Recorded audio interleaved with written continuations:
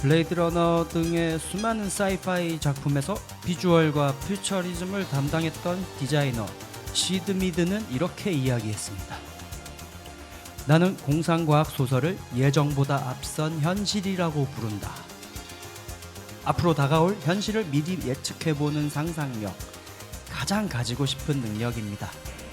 세상사 모든 것에 대해 잘 알아야만 하겠지요. 비슬라 FM 사이파이 이즈 데드 나잠수입니다.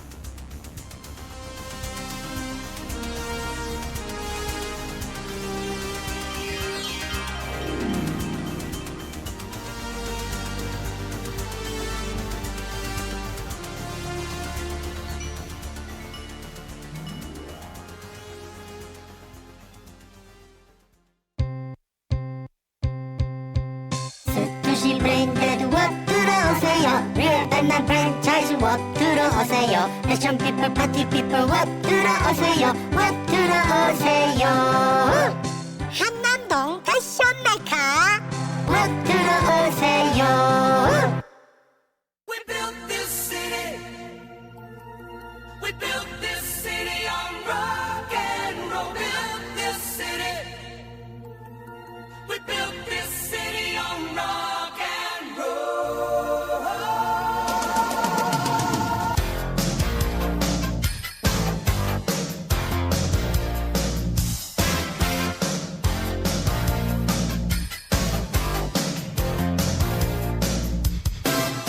Say you don't know me, I recognize my face. Say you don't care who goes to that kind of place. Knee deep in the hoopla, sinking in your fight. Too many runaways, eating up the night. Marconi plays the mama. Listen to the radio. Don't you remember? We built this city. We built this city on rock and roll. We built this city. We built this city on rock and roll. Built this city. We built this city on rock and roll.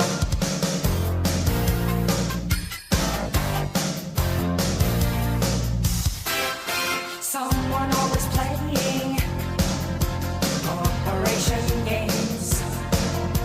Who cares? They're always changing corporation names. We just have to dance here. Someone stole the stage. They call us irresponsible. Write us off the page. Marconi plays the mama. Listen to the radio. Don't you remember? We built this city. We built this city on rock and roll. We built this city. We built this city on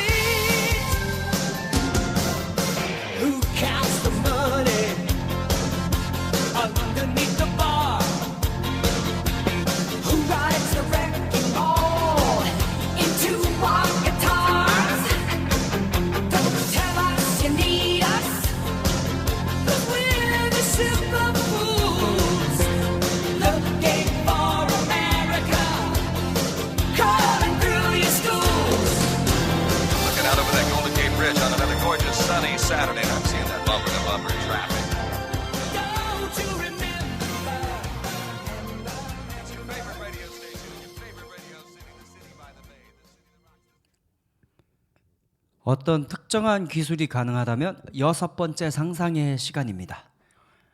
사소한 우리 시대의 기술 발전으로 인해 야기되는 미래상을 예측해보는 시간이죠. 넷플릭스 시대에 접어들면서 겉핥기식 클리셰 범벅의 SF가 난무하는 이 시대에 조금 더 치밀하고 튼튼하게 연결된 세계관을 보고 싶고 직접 만들어 보고 싶습니다.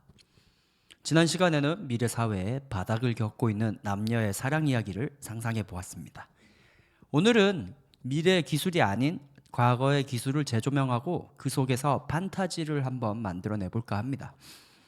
레트로 사이파이 장르라고 할 수 있을 것 같네요. 마블 시네마틱 유니버스의 인피니트 사가 그것도 과거의 사건들을 다루는 장면마다 해당 시절의 키 비주얼만 가지고 얼토당토하지 않은 오버 테크놀로지들을 선보이며 사이파이에 대한 진정성 있는 접근을 가린 전적이 있습니다. 캡틴 아메리카 같은 경우가 대표적인 대체 역사물인 것이죠. 요즘에도 불가능한 기술들로 과거의 스타일에 붙는 것이죠. 디젤 펑크, 스팀 펑크 이런 어떤 펑크, 사이버 펑크로부터 야기된 그런 서브 장르들도 어찌 보면 이런 대체 역사 판타지에 가까운데요. 사이버 펑크의 대표 주자 블레이드 러너가 1980년에 만들어내었던 미래지향적 이미지가 요즘 나오는 사이버 펑크물에서도 그대로 차용되는 경우가 많습니다. 이런 경우도 비주얼적으로는 레트로 사이파이인 것이죠. 사이버펑크 2077 그 게임과 얼터드 카본 같은 시리즈물이 그에 해당하는 것 같습니다. 이미 우려먹을 대로 다 우려먹은 그 이미지를 현대에 와서 미래라고 표현하기에는 좀 무리가 있지 않겠습니까? 저는 차라리 1980, 90년대 한국을 배경으로 사이버펑크적 세계관을 재구성해보면 어떨까 하는 아이디어가 떠올랐어요. 오늘 접근해볼 장소는 1980년대 중후반 청계천입니다. 당시 활발하게 발전되고 있던 오락실 아케이드 게임의 기판을 깡그리 복제하던 바로 그 장소입니다.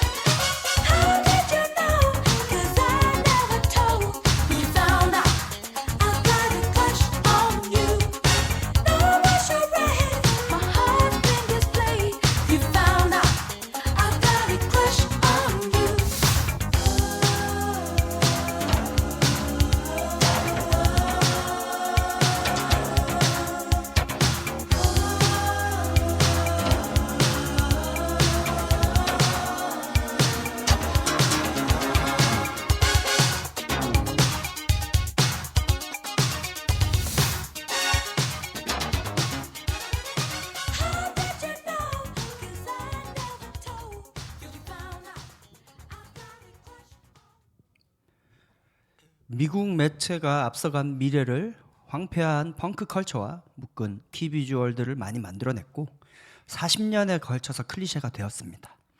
클리셰를 피해갈 방법은 역시 한국만의 서브 컬처를 녹여내는 것일 겁니다. 1980년대 중후반, 90년대 초반 한국의 불법적인 테키, 긱, 해커들이 만들어내는 비주얼들을 탐구해 보려고 해요. 비디오 게임은 1980년대부터 활발하게 개발되기 시작합니다. 미국에서 여명이 일어났다면 그것이 산업으로 꽃을 피운 것은 역시 일본이죠. 닌텐도의 슈퍼마리오를 위시한 오락실 문화가 곧 전 세계를 휩쓸기 시작하였고 개발도상국이던 대한민국 또한 게임 산업의 흐름에서 비껴갈 수는 없었습니다. 1980년대 후반, 90년대 초반 전자오락실이 전국의 우후죽순으로 생기기 시작할 수 있었던 이유가 바로 이 아케이드 기판 복제가 성행하였기 때문인데요. 당시 아케이드 게임들은 범용 컴퓨터 혹은 가정용 오락 콘솔과 다르게 오직 게임만을 위해 설계된 회로 구조를 가지고 있었기 때문에 성능이 상당하였고 전용의 아키텍처에 패키징되어 완료된 형태로 판매되었습니다. 업소용 기기 특징상 가격이 상당히 비쌌어요. 당연히 이렇게 비싼 오락기들을 수십 대씩 가져놓기는 대한민국 형편상 어려웠을 겁니다. 청계천의 1세대 해커, 일종의 어떤 전자회로 해커죠. 해커들이 오락기들을 입수하여 기판을 직접 복제했다고 합니다. 오락기 기판을 복제하는 기술력으로 한국 최초의 노래방 기계도 만들어낼 수 있었다고 해요. 기판을 복제하는 방법은 생각보다 아주 원시적인데요.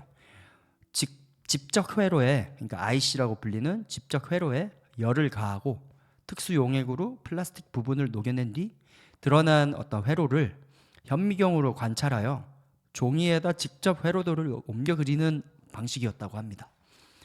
트랜지스터 소자 두 가지 종류, NPN, PNP 그렇게랑 배선만 구분할 수 있으면 사실 80년대의 저밀도 회로는 손으로도 복제가 가능했던 것이죠.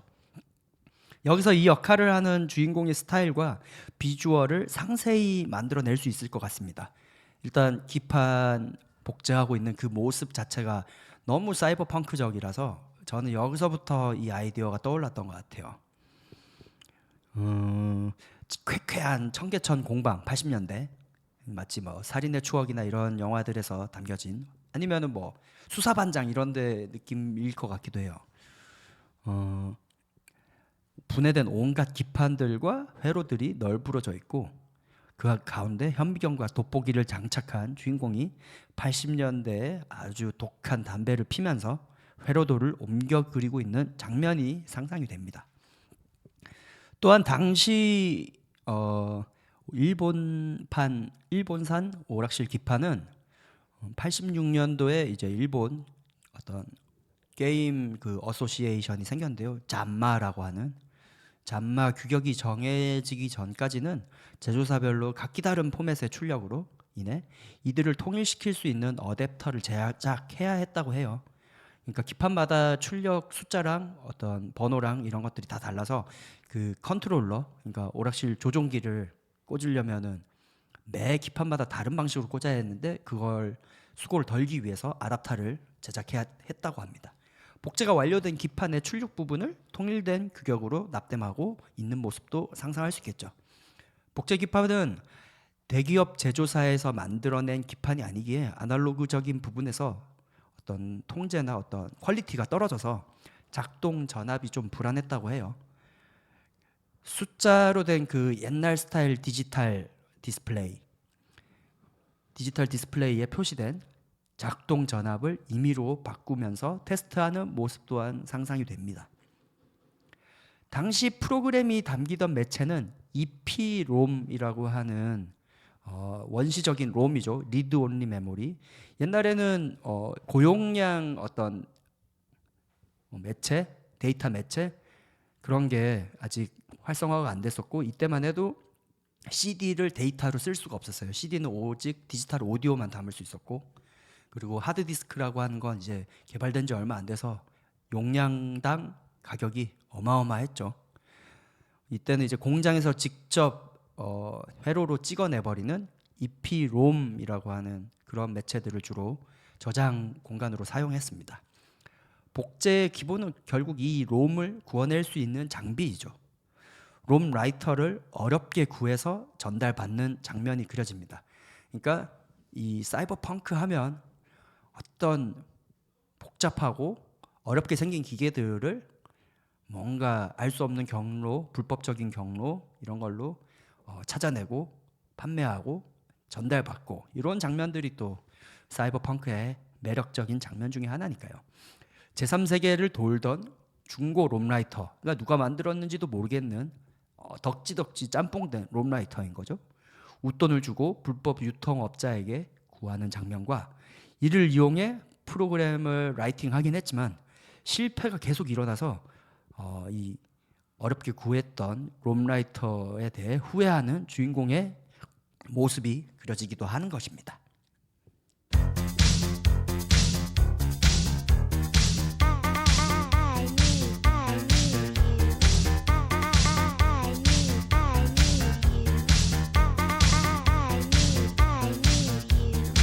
I never said I wasn't gonna tell nobody, no baby.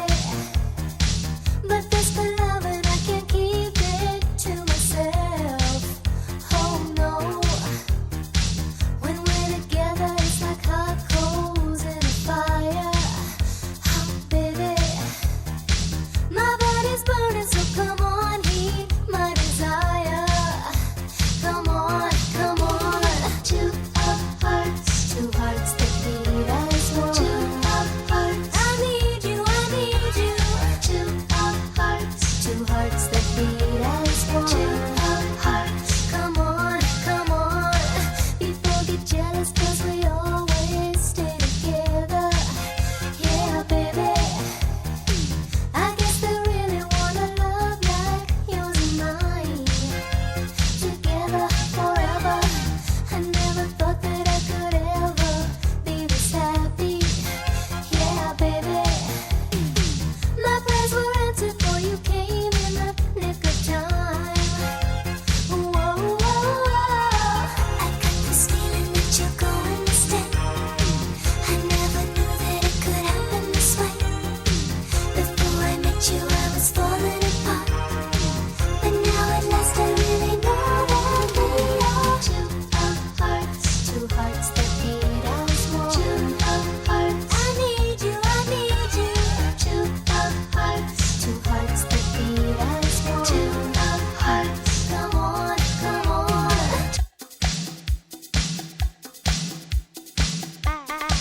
I need you.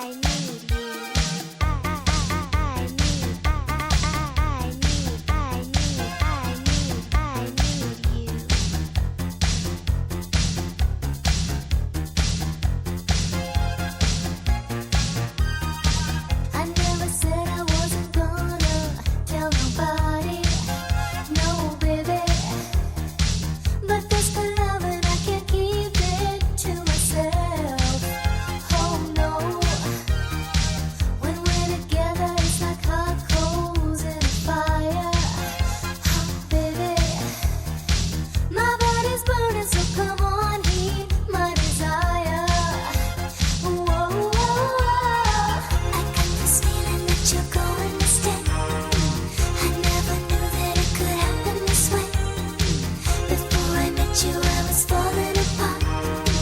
But now at last I really know that we are two hearts that beat as one. Two hearts. I need you, I need you.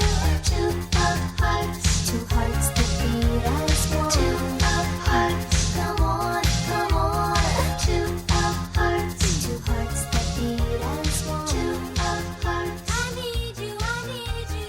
Two hearts that beat as one. Two hearts. Come on. 이렇게 80년대 전자 부품의 더미 속에서 불법 복제를 시도하는, 그러니까 단순히 어떤 요즘에 생각하는 파일을 카피하는 게 아닌 회로를 눈으로 보고 복제를 시도하는 주인공의 모습을 구체적인 이미지로 그려보았다면, 이제 스토리에 힘을 줄 수 있을 만한 어떤 어긋남을 만들어 볼 차례죠. 80년대 오락실은 그야말로 불량배들과 연결된 이미지를 가지고 있습니다. 복제된 기판을 공급하는 과정은 이 모든 불량배들과 얽혀 있습니다. 그러나 주인공은 전자회로 마스터이죠. 깡패들에 비하면 폭력적인 성향도 없고 힘도 없습니다. 그들이 시키는 것을 순하게 따라야만 합니다. 전개 과정에서는 이들 불량배들에게 시달리는 스토리가 들어가면 좋을 것 같네요. 신형 오락기를 입수하는 것도 이들을 통해서 전해받는 경우인데요. 말도 안 되는 금액의 복제를 의뢰받는 것입니다. 복제 비용과 관련해 좀 더 높여주지 않으면 일을 안 하겠다고 으름장을 놨다가 깡패들에게 마구 두드려 맞는 장면들이 아주 클리셰적으로 떠오릅니다. 그렇게 두들겨 맞는 주인공을 도와준 은인, 새로운 은인이 등장하죠. 그와 만남, 그리고 그 또한 경쟁 오락실 업자였던 것으로 추정이 되었고 새로운 작업을 의뢰받는 주인공. 겉으로 보기에는 여느 오락기와 다를 것이 없었습니다. 그러나 기판이 자세히 관찰하니까 약간 원래 맨날 복제하던 아케이드 기판과는 조금 다르다는 걸 직감한 주인공. 일단 돈이 궁해서 그 기판을 의뢰받은 숫자대로 약 20대가량 만들어 전달해 주었습니다. 그러던 와중 갑자기 들이닥친 안기부 요원들. 이 80년대는 안기부의 시절이죠. 국정원이 아니라. 그러니까 그때만 해도 북풍, 그러니까 공산당에 대한 북한에 대한 공포감이 사로잡고 있고 올림픽과 관련해서 그런 것들이 잡음이 나지 않도록 많은 단속을 하던 시대였던 것 같은데요. 주인공은 결국 남산 끌려가게 됩니다. 아마 근데 제가 알기로는 요 80년대 남산이 아니었던 것 같고 저쪽이었던 것 같아요. 저 한예종 지금 있는데 대공분실이라는 곳이 있었는데 그쪽이 안기부가 관리하던 곳이다라는 정보를 들었던 것 같습니다. 어쨌든 어떻게 된 일인지 알아보니 사실 그에게 복제를 의뢰했던 클라이언트는 북한과 교류 중이었던 간첩이었던 것이죠. 남산으로 끌려가던 봉고차가 그렇게 갑자기 습격을 받아 전복이 되고 안기부 요원들은 순서대로 살해가 됩니다. 시커먼 공비, 무장 공비들에게 다시 납치된 주인공. 그렇습니다. 북한으로 끌려가고 있는 걸지도 모르는 것이었죠. 공비들은 당시 최첨단 미국산 장비들을 복제한 통신 장비와 여러 가지 컴퓨터 장비들을 탑재하고 있었습니다. 그러나 복제 퀄리티가 떨어져서 고장과 에러가 빈번한 상태였던 것이죠. 주인공을 협박해 최첨단 미국산 장비들을 해킹하게 만드는 무장 공비들. 졸지에 북한 간첩이나 마찬가지인 상태가 되어버린 주인공. 그의 운명은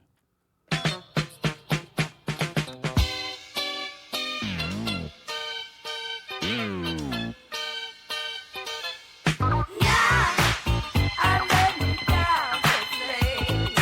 Ooh, I just can't find the babe. I could never pass.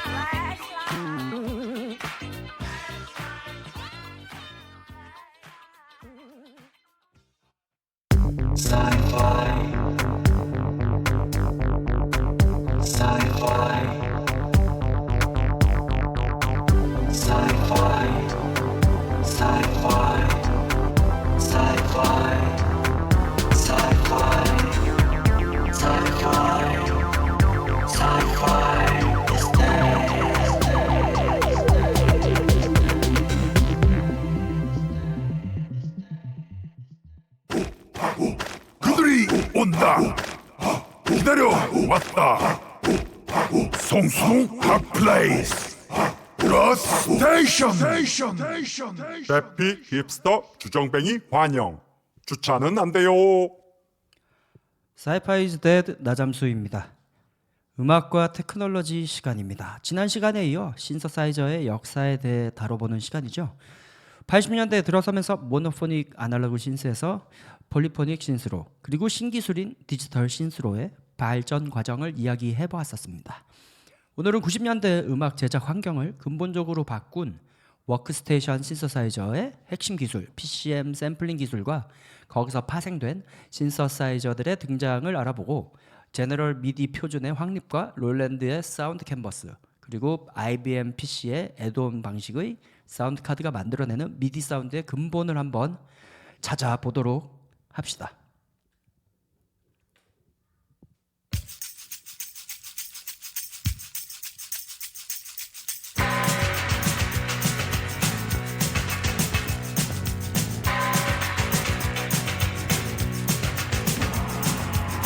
All the old paintings on the tomb, they do the sand dance, don't you know? If you move too quick, they're falling down like a domino. All the buzz are men by the Nile, they got the money on a bet. Gold crocodiles, they snap their teeth on your cigarette.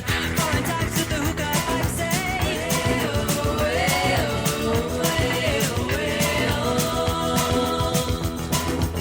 walk like an Egyptian.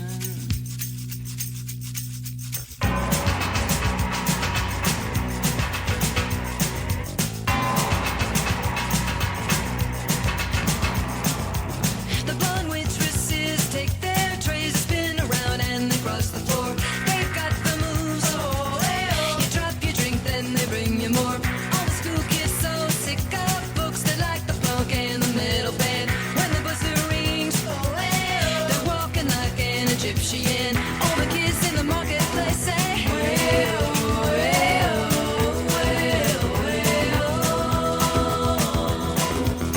walk like an Egyptian.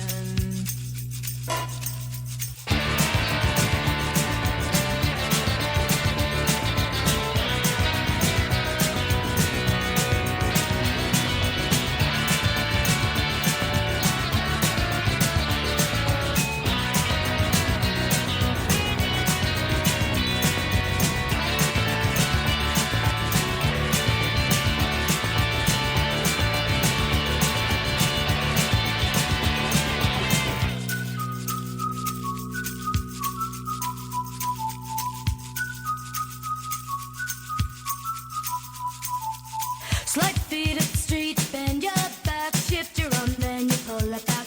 Let's hard, you know. So strike a pose on a Cadillac. If you wanna find all the cops, they're hanging out in the donut shop. They sing and dance. They spin the club, cruise down the block.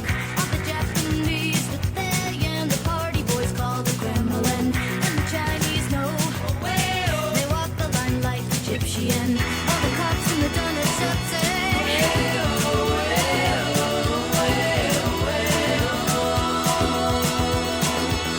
walk like an Egyptian.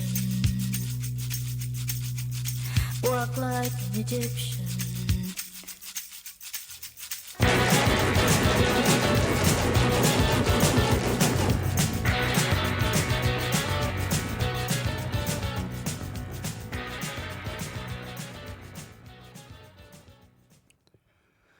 샘플링 기술은 제가 이전 시간들에서 언급했듯이 디지털 기술의 발전과 함께 보편화되고 있었습니다. 이 샘플링 기술은 80년대에 두 가지 방향으로 갈라지게 되죠. 첫 번째는 원샷 샘플 시퀀서로서 드럼머신이나 시퀀서에서 사용되는 방식입니다. 이뮤사의 SP1200이나 아카이의 MPC 같은 기계들이 대표적인 것들이죠. 그리고 또 하나는 워크스테이션 신서사이저를 통해 그 진가를 발휘하게 되는 PCM 신서시스용 샘플링 기술이었습니다. 지금 다뤄볼 신기술은 바로 제한된 용량의 롬, 그러니까 아까도 제가 리피롬이라는 걸 언급했었는데요.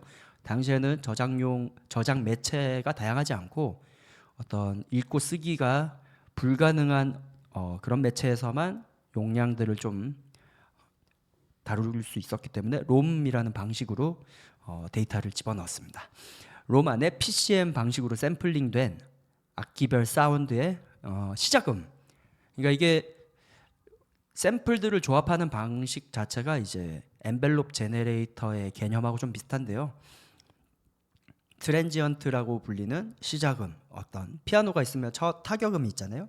근데 피아노 건반을 계속 쥐고 있으면은 그 타격된 다음에 이어지는 서스테인이 이어집니다. 그리고 중간 루프를 통해서, 그러니까 루프라고 하는 건 반복을 하는 건데요. 어느 특정 길이의 웨이브 샘플을 이 서스테인이 지속되고 있는 동안에는 끊김없이 반복이 될 수 있도록 그걸 이어주는 기술인데요. 중간 루프 그리고 서스테인 되는 음을 조합해서 마지막 릴리즈까지의 그러니까 릴리즈라는 건 건반을 뗐을 때 잔향이 얼마나 남는지에 대한 것이죠. 그 세 가지의 경로를 조합해서 만드는 일종의 샘플링이었던 것입니다. 그러니까 통째로 그걸 샘플을 다 만드는 게 아니라 시작음과 중간음, 마지막음 이렇게 세 가지를 효율적으로 저용량의, 당시에는 이제 데이터 용량 자체가 굉장히 적었기 때문에 효율적으로 이런 음들을 다 조합을 했어야 했어요. 이러한 방식의 최고 장점은 기존 음악에 사용되었던 각종 어쿠스틱 악기들. 그러니까 그 전에는 신세사이저는 합성음이었죠. 전자음, 그야말로 전자음들만 재현할 수 있었는데 이제는 어쿠스틱 악기들을 이런 몇 가지의 샘플링만으로도 그대로 재현해낼 수 있었다는 것이고, 그 이전에는 만들지 못했던 각종 에스닉 악기, 그러니까 봉고 뭐 아니면은 어떤 시타, 뭐 일본의 시타르 같은 거, 아니면은 여러 가지 샤미센, 시타르는 인도의 악기죠. 그런 에스닉한 각종 악기들을 재현을 할 수 있게 된 것이죠. 그리고 퍼커션 사운드에 있어서도 더 많은 종류의 실제 음과 비슷한 그런 음들을 실제 그 악기를 녹음하지 않고도 이제 작곡을 할 수 있게 된 것입니다. 코르그 M1이라고 하는 거 지난 시간에 제가 말씀드렸었는데, M1이라는 워크스테이션 신세사이저에는 4MB 용량의 PCM 롬이 장착되어 있었습니다. 이 작은 용량 속에, 지금 생각해보면 4메가는 너무 작은 용량이죠. 근데 이 4메가의 용량 속에 각종 수백 가지 악기들의 샘플들이 아주 효율적인 방식으로 정렬 내장이 돼 있었어요. 그리고 신서사이저의 키보드 노트의 동작에 따라 이들을 조합하면 굉장히 자연스러운 음을 낼 수 있었던 것이고, 그리고 그 이전에 롤랜드의 D50과 같은 신스들이 처음으로 내장 DSP, 그러니까 디지털 프로세스로 리버브, 코러스, 이퀄라이저 같은 효과들을 디지털로 재현을 할 수 있는 기술들이 나왔었는데, 이런 코르그 M1에서는 그 이펙터 기술까지 조합해서 이런 저용량의 저렴한 음질의 샘플들이 더 고급지게 들리도록 자연스럽게 듣기에 정교하고 굉장히 진짜 같고 이 입체감도 훌륭한 그런 사운드를 만들어내게 된 것입니다. 코르그 M1은 전 세계적으로 25만 대 이상 팔렸어요. 그리고 이 단일 악기 판매 기록은 아직도 깨어지지 않고 있습니다. 더 이상 아날로그 신서사이저는 시장에서 선택받지 못하는 상황에 이른 것이죠. 이들 신서사이저 워크스테이션의 PCM 샘플링 방식은 심지어 전 세대의 아날로그 사운드조차 비슷하게 흉내낼 수 있게 됐습니다. 뿐만 아니라 제너럴 미디 표준에 의해 특정 뱅크별로 규격화된 악기들의 종류가 생기면서 미디 시퀀싱의 표준들이 마련되기 시작하였습니다.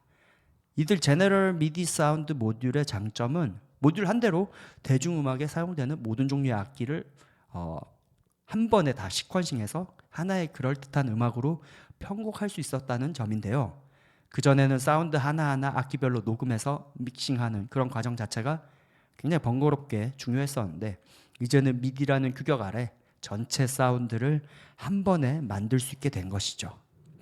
이때부터 아마 작곡을 한다고 했을 때 컴퓨터 작곡, 미디 한다, 미디 음악 이런 용어가 사용되었던 것 같습니다.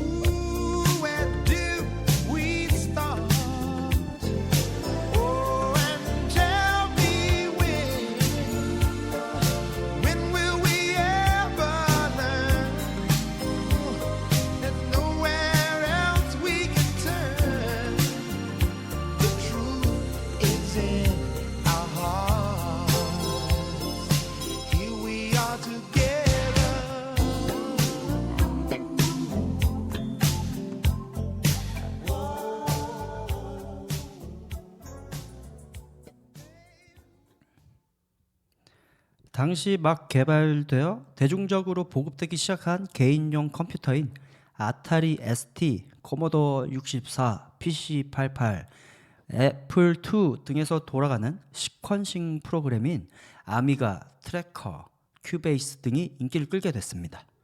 그러니까 기본적으로는 미디 규격을 활용한 어떤 미디 시퀀싱 프로그램들인 거죠. 롤랜드, 야마하, 코르그 그리고 또 뭐 커즈와일 이런 회사들은 이들 미디 시퀀서와 연동할 수 있는 샘플 기반의 신디사이저 모듈들을 내놓았습니다. 이 사운드 모듈의 표준화에 크게 공헌한 것이 미디 프로토콜 내 프로그램과 채널의 규격을 정립한 제너럴 미디입니다. 1991년 아메리칸 미디 매뉴팩처러 어소시에이션과 일본 미디 스탠다드 커미티에 의해 제너럴 미디가 발표되었죠. 이 표준에 의해 미디 채널별 프로그램과 악기 패치라고 하는 것이 확립되었습니다. 그중 재미있는 것은 미디 채널 10번은 항상 드럼 채널의 매핑으로 고정되어 있었다는 점이죠. 다른 악기들은 피아노 롤상의 피치맵에 따라 음정이 정해지는 것이지만 드럼 채널은 악기의 피치 대신 여러 가지 드럼 소리들을 매핑해 넣었고 음의 듀레이션 개념이 없는 샘플링이기 때문에 키맵이라고 하는 별도의 에디팅 방식이 표준으로 정해졌습니다. 이때부터 컴퓨터 기반 작곡이라고 하는 새로운 장르가 시작된 것이죠. 이 제너럴 미디 규격에 제조사별 추가 확장 규격이 존재했었는데요. 롤랜드에서는 GS라고 하는 확장 표준을 발표했습니다. MT32라고 하는 이 사운드 모듈에 굉장히 인기를 끌었어요. MT32 모듈의 대중화로 인해 그 뒤를 잇는 사운드 캔버스라고 하는 전설의 미디 사운드 모듈의 이점을 최대화하기 위해서 제너럴 미디의 규격이 제한되었기 때문에 GS라고 하는 확장 표준을 만들었죠. 야마하도 제너럴 미디 XG 확장의 표준을 만들긴 했습니다만 롤랜드의 MT32 모듈과 사운드 캔버스가 너무 큰 인기를 끄는 바람에 야마하의 표준은 그리 널리 퍼지지는 못했습니다. 롤랜드의 사운드 캔버스는 그 이전까지의 작곡 방식을 크게 바꾸는 시발점이 되었다고 해도 과언이 아닙니다. 특히 비디오 게임의 음악들이 주로 사운드 캔버스 모듈을 사용해서 작곡이 되었는데요. 지금도 나이가 지긋하신 작곡가분들은 사켄과 케이크워크로 작업하던 시절을 떠올리곤 합니다.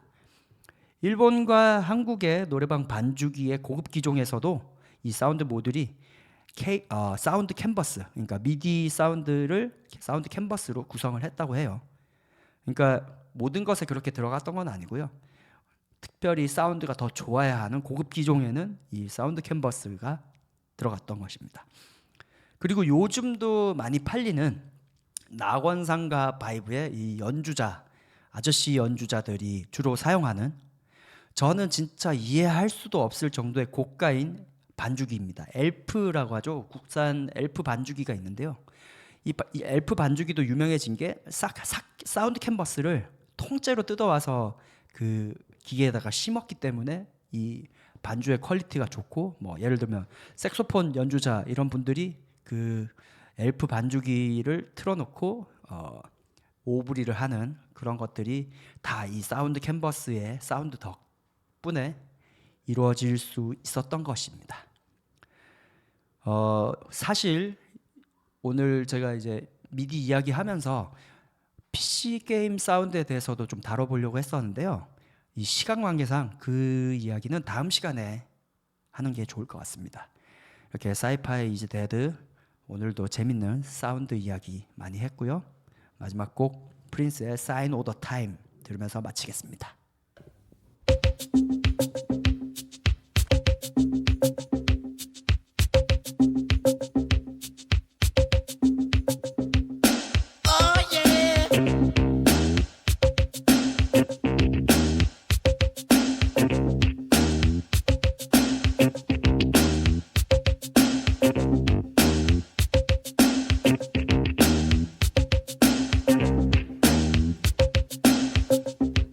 France, a skinny man died of a big disease with a little name. By chance, his girlfriend came across a needle, and soon she did the same. At home, there are 17-year-old boys, and their idea of fun is being in a gang called the Disciples, high on crack, toting a machine gun.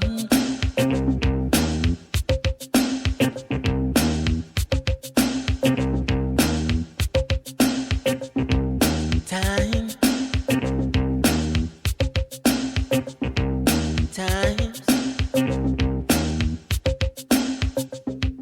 Hurricane Annie rip the ceiling off a church and kill everyone inside. You turn on the telly and every other story is telling you somebody died.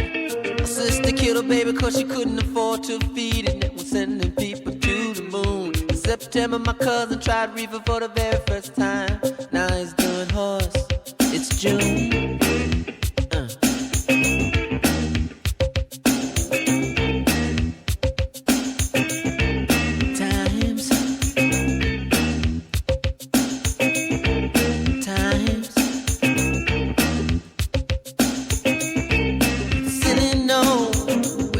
Ship explodes and everybody still wants to fly.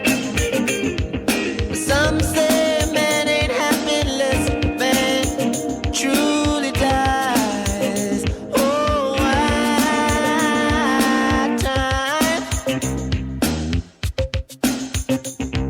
time. Baby, make a speech, Star Wars fly, neighbors just shine it home. But if a night falls and a bomb falls, will anybody see the dawn? Time.